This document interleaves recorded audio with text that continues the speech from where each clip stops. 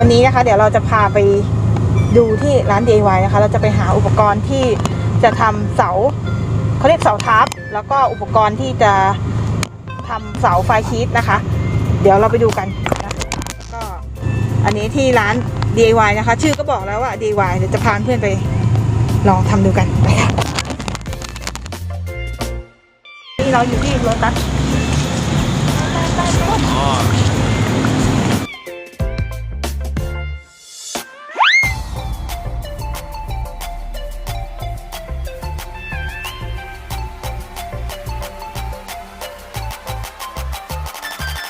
เดี๋ยวเราเข้าไปดูเลือกของกันไป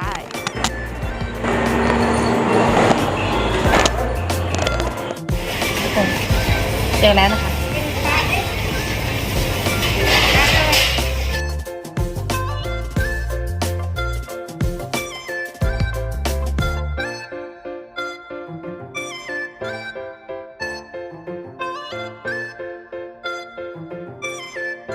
ก็สรุปแล้วนะคะเราได้อันนี้แหละอันนี้เพื่อนเดี๋ยวมาดูกันว่าจะได้มาในรูปแบบนี่ถุง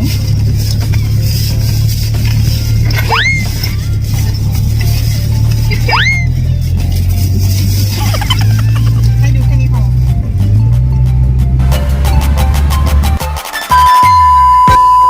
มาค่ะก็วันนี้ได้อุปกรณ์มาครบแล้วนะคะเดี๋ยวเรามาลองดูกันว่าจะทำให้ดูว่าทำได้ไหมนะคะนี่นะคะเสานี้ก็ซื้อมาที่ DIY เมื่อกี้มิสเตอร์ DIY ราคาก็ประมาณ70 กว่าบาทนะคะขึ้นราคาให้แล้วก็มาลองทำกันเลยเสาจะเป็นอย่างนี้นะคะลักษณะแบบนี้ก็เราขอจุดอันนี้ตรงนี้มาเสร็จแล้วเสาไว้ก่อนนะอันนี้เหมือนกันชุดน็อตเราซื้อมาที่มิสเตอร์ DIY เหมือนกันนะคะเดี๋ยวเราแกะเลย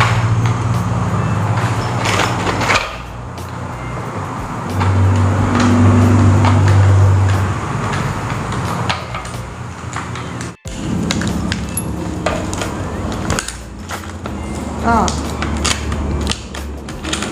จะมีตัวนี้นะคะน็อตอันนี้แหวนอีกตัวนึงจะเป็นตัวเขาเรียกอะไรวะเรียกไม่ถูกเอาเป็นว่าเดี๋ยวไขได้มาดูกันได้น็อตกันมาแล้วนะคะนี่อันนี้น็อตตัวผู้น็อตตัวเมียแล้วก็แหวนนะคะและอันนี้เมื่อกี้เราถอดออกมาจากหัวเสาวิธีทำนะคะก็คือเอาน็อตนี่ใส่ลงไปแบบนี้ให้มันโผล่มาแบบนี้นะคะเสร็จแล้วเราเอาแหวนสวมไปทับแบบนี้นะคะเป็นเดือยออกมาลักษณะนี้แล้วก็เอาน็อตตัวนี้ไขเข้าไปค่ะ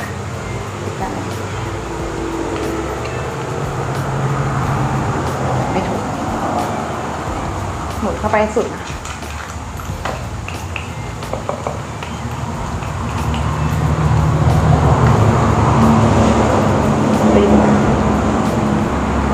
มาดูนะว่าจะได้ไหมน่าจะได้อยู่เข้าทางนี่นะคะก็เสร็จเรียบร้อยก็จะได้เป็นแบบนี้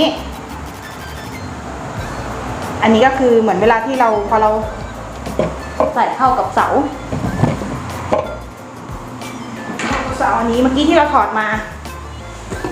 เป็นเสานี้นะคะใส่เข้าไปจริงๆแล้วอันนี้มันเป็นเสาก็คือเป็นเสาของแปรงทาสีอันนี้เราก็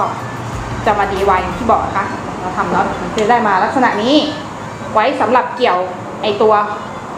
ที่ผ้าใบที่เกี่ยวไฟชีตอะค่ะแค่นี้เองเรียบร้อย